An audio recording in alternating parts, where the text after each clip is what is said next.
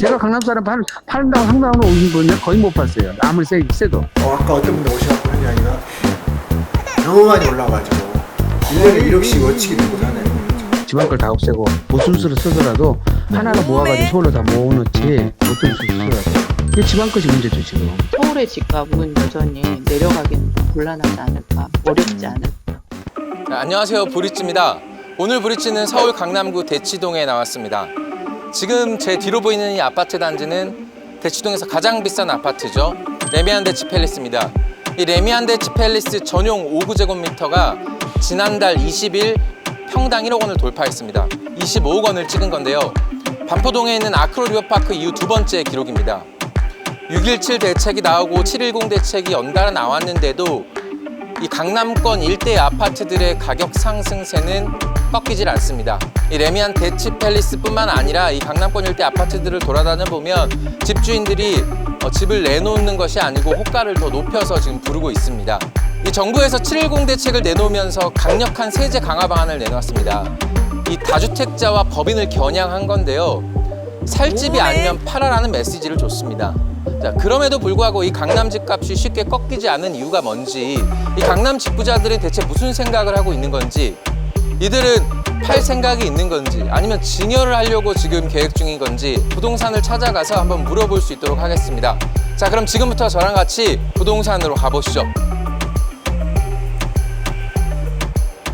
실제 강남에 집을 여러 채 보유하고 있는 사람들이 어떤 생각을 가지고 있는지, 지금 집을 내놓을지가 좀 궁금하거든요. 분위기가 좀 어떤가요? 7월 10일 대책 이후에 네. 사람의 생각이 많이 달라진 것이 보유세.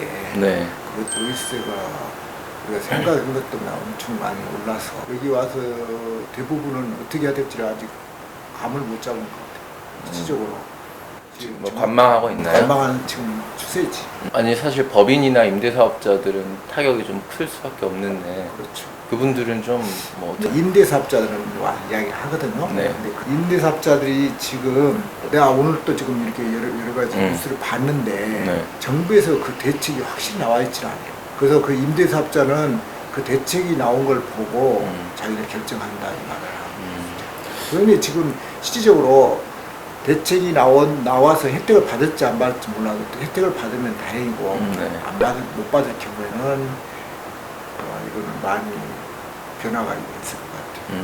좀 여기 다주택자분들 음마이도 꽤 있는데 체감 어떤 식으로 좀 체감을 하나요?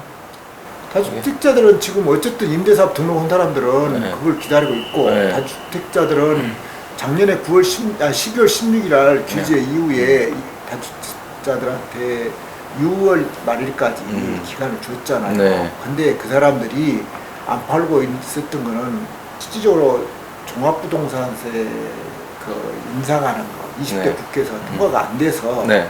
한편으로는 그 사람들이 안도를 했는데 7월 10일 대책 나오고는 거기에 대한 부담감이, 조세에 대한 저항이 많죠. 아까 어떤 분들 오셔갖고 하는 이야기가 너무 많이 올라가지고 1년에 1억씩 어치기 들고 사네요. 아, 그래요? 그런 이야기 하고 갔어요. 어떻게 보세요? 좀 전망해 보시면 좀 매물이 좀 나올까요? 근데 매물을 나오는 방법이 네. 내가 항상 이야기지만 7월 10일 날 지금 발표한 것이 다 막아놨잖아. 네. 보유세는 올려놓고 또 그러면 거래세를 터줘야 되는데 양도세 올리지. 네. 그 다음에 증여로 돌아갈까 봐서 증여세 또 올린다고 하지. 지금도 내가 한 사람 증여를 네. 부부간에 증여를 해서 지금 그 사람들 왜 보유세가 많으니까 네. 보유세를 줄이기 위해서 하는 건데 네.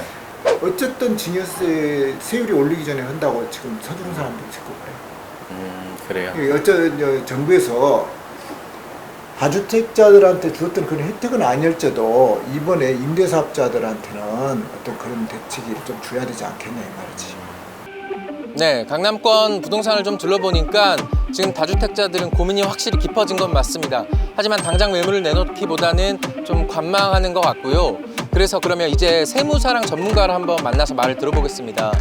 이 다주택자들이 대책이 나온 이후 어떤 고민을 지금 하고 있고 이 매물들은 과연 내놓으려고 하는 건지 한번 말을 들어보도록 하겠습니다. 그 다주택자들이 예. 지금 가장 많이 하는 고민이 무엇이고 예. 매물을 지금 내놓으려고 하는지 좀 궁금해요. 3주택자가 68.2% 세금이잖아요, 세율이. 최고가 2주택자라 하더라도 최고가 56.2%잖아요. 그것도. 예. 그러니까 그 세금을 내고 68.2%, 56.2를 내고 네. 팔아봐야 장특 공제도 안 된 상태에서 그거를 내버리는데 제가 볼 때는 그 세금 내고는 못 팔 것 같은데요.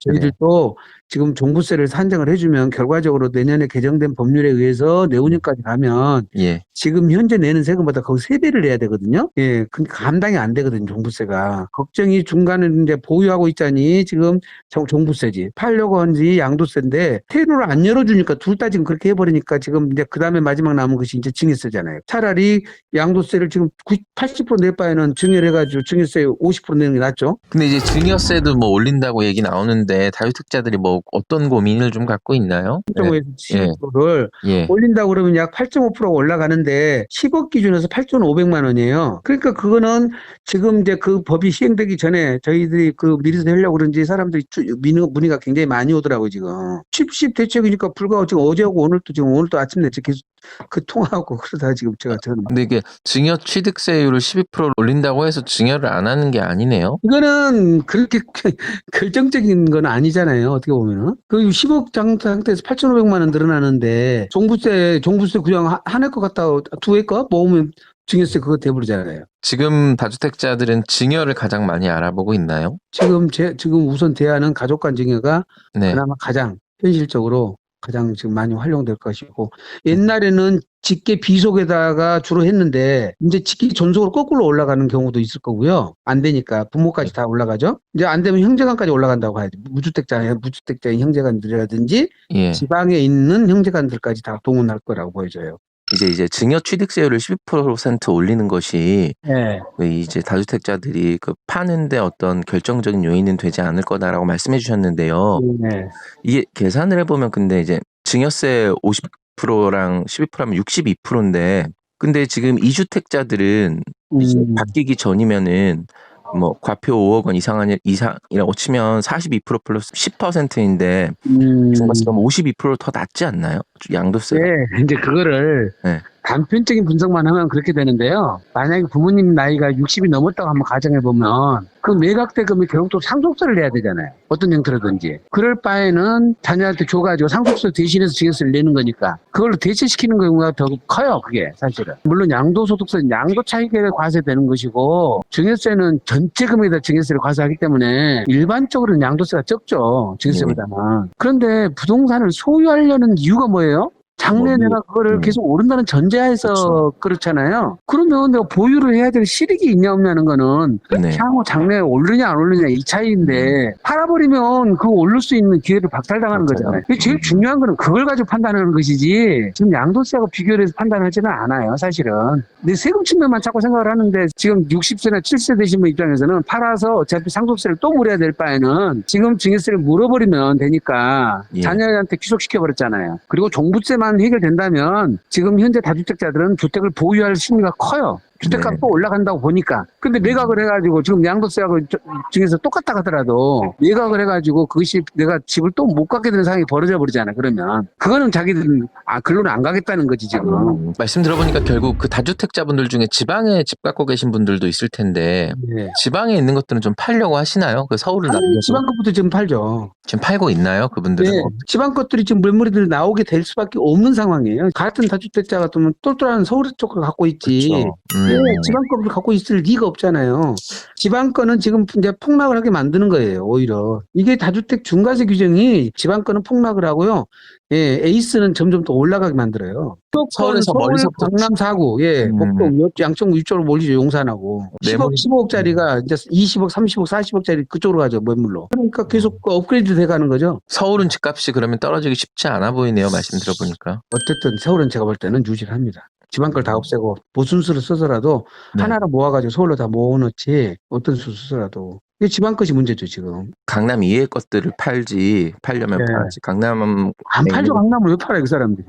계속 좀 가지고 강남을 파는 거는 강남에서 10억 20 갖고 있다 그러면 두 채를 팔아서 에이스 30억으로 가는 거지. 좋은 쪽으로는 옮겨가는 것이지 강남집을 갖고 있는 사람이 왜 팔겠습니까? 강남집을 절대 안 팔죠. 그건 상상도 못해요 강남 사람들은. 제가 강남 사람 팔린다고 상담하러 오신 분은 거의 못 봤어요. 아무리 세도. 네. 다주택자들 그러면 앞으로 매물이 더 나올까요? 다주택자들이 이제 이 70 그 대책 발표로 네. 되게 당황하고 있죠. 예, 그렇다 보니까 이제 보유에 대한 부담이 굉장히 커졌어요. 예, 그리고 물론 뭐 법인 매입하신 분들도 있겠고요. 세부 대책이 이제 더 예. 나와야 봐야지 네. 이제 정확히 어떻게 할 것인가가 결정이 나올 건 같고요.